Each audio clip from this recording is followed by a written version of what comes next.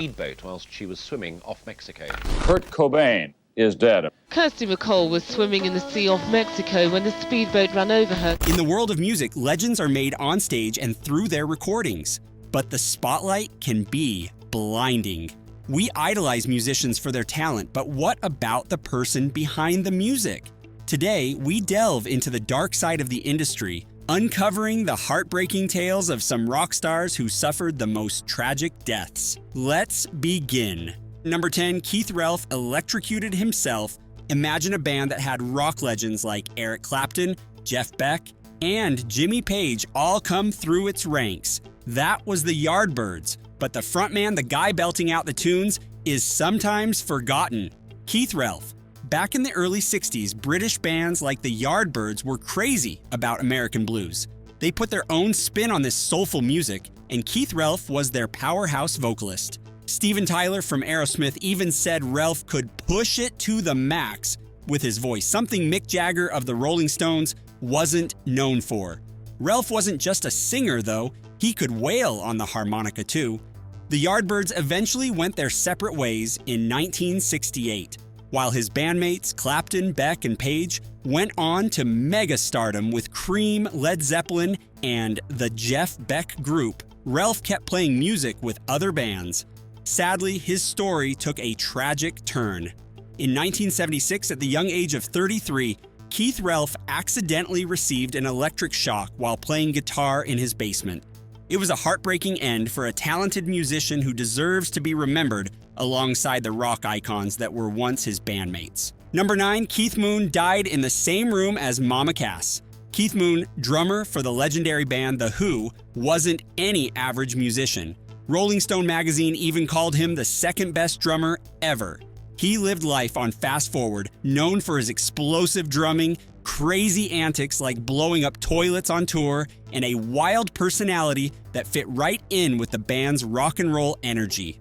Moon's former bandmate Roger Daltrey said it best. His life was like a crazy, fun dream. But behind the wild persona, there was a darkness. Moon struggled with alcohol and drugs, and in 1970, tragedy struck. While fleeing a pub brawl, he accidentally hit and killed his friend while driving. The incident left him shaken, but sadly, his hard living didn't stop. Fast forward 8 years and Moon's story takes another strange turn. In 1978, at the young age of 32, Moon died from an overdose of medication. But here's the eerie part. He died in the same London apartment where singer Mama Cass Elliot from the Mamas and the Papas had passed away just 4 years earlier. Both were tragically gone at the same age, in the same place.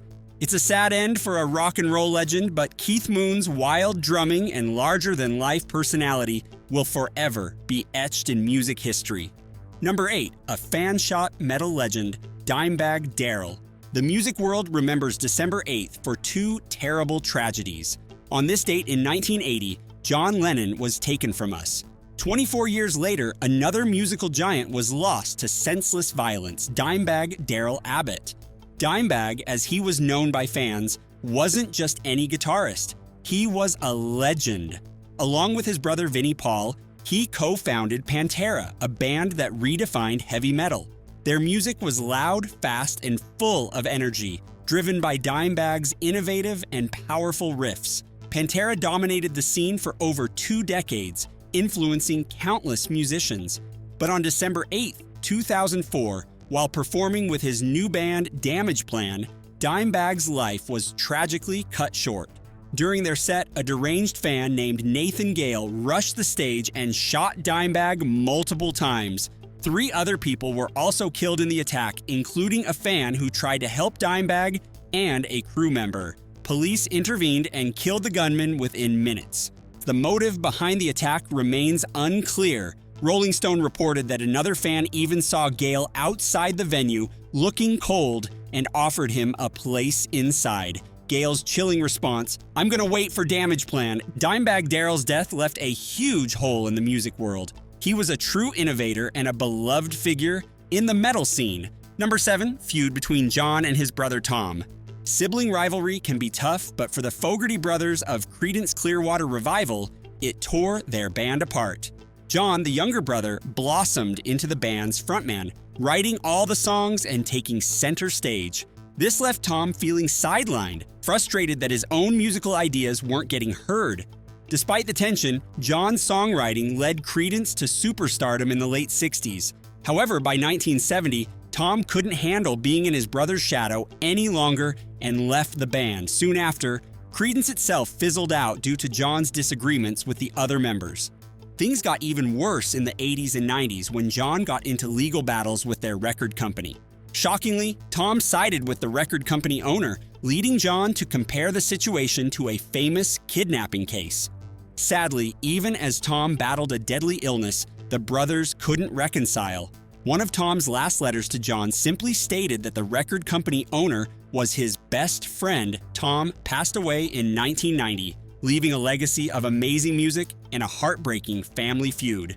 Number 6, Dwayne and Barrys' eerily similar death. The Allman Brothers Band went from struggling band to superstars in 1971 with their live album at Fillmore East. But their journey was tragically cut short by the loss of not just one, but two musical giants, Duane Allman and Berry Oakley, in an eerily similar way. Dwayne, the band's lead guitarist, was a rock and roll pioneer. Think guitar hero Eric Clapton, but doing crazy, mind-blowing things no one had ever heard before. Billy Gibbons of ZZ Top said it best, Dwayne was simply gone way too soon. On a fateful October night in 1971, Dwayne was on his motorcycle when he collided with a stopped truck. The impact was brutal, and though he was conscious initially, he died later that night. The band, still reeling from their loss, decided to soldier on. Then, in a cruel twist of fate, bassist Berry Oakley met a similar end just over a year later. In November 1972, Berry was riding his motorcycle just a few blocks from the spot where Dwayne crashed when he hit a bus. The accident left him with severe brain swelling, and tragically, he died too. Both Dwayne and Berry were only 24 years old when they died. They're even buried side by side in a Georgia cemetery. Number 5, a speedboat accident. Kirsty MacColl may not be a household name everywhere, but in the UK, she was a cherished artist.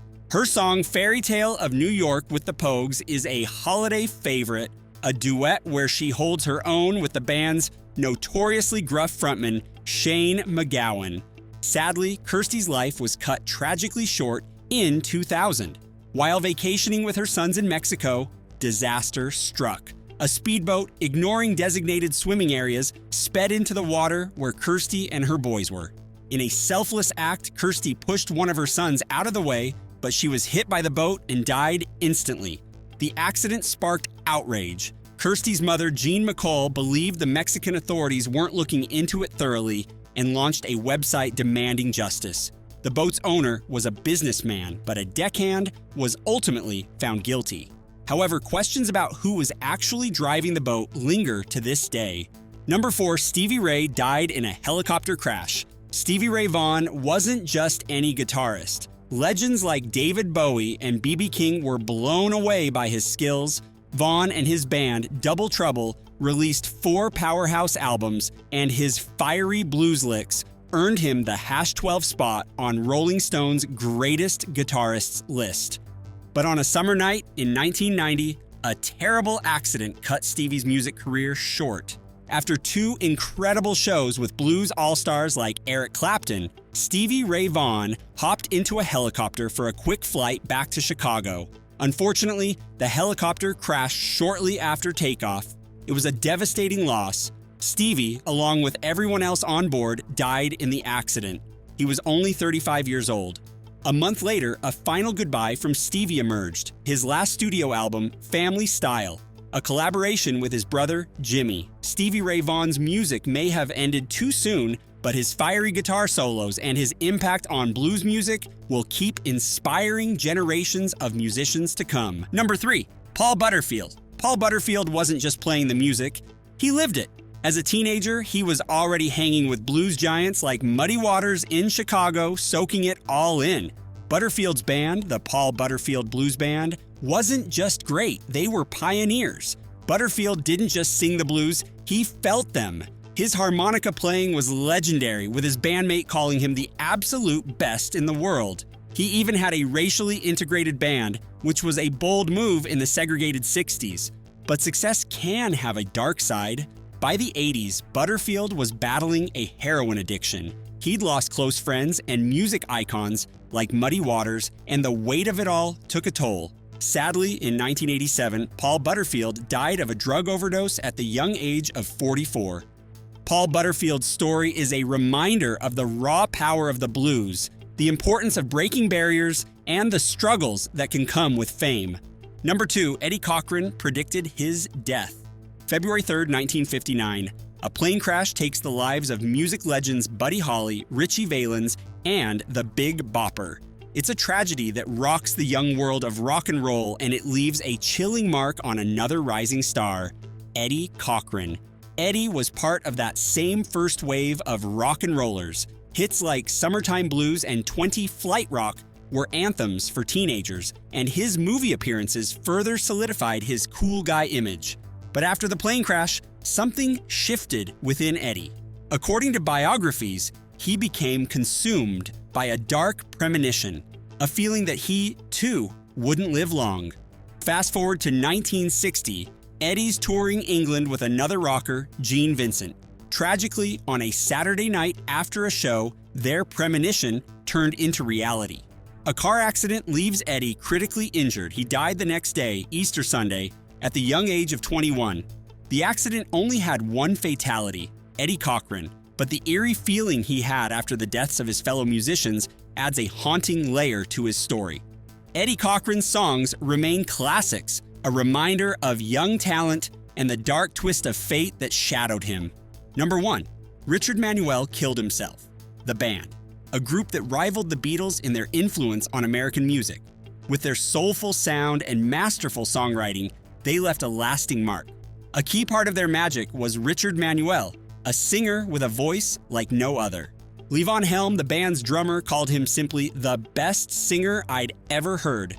Richard could belt out a soulful tune or soar into a high falsetto, captivating audiences everywhere. But behind the powerful voice, Richard battled a dark secret addiction. Despite his immense talent, drugs and alcohol were a constant struggle. In 1977, the band went their separate ways, but they reunited a few years later. Sadly, the reunion wasn't meant to last. Early one morning in 1986, following a concert in Florida, Richard Manuel took his own life. He was only 42.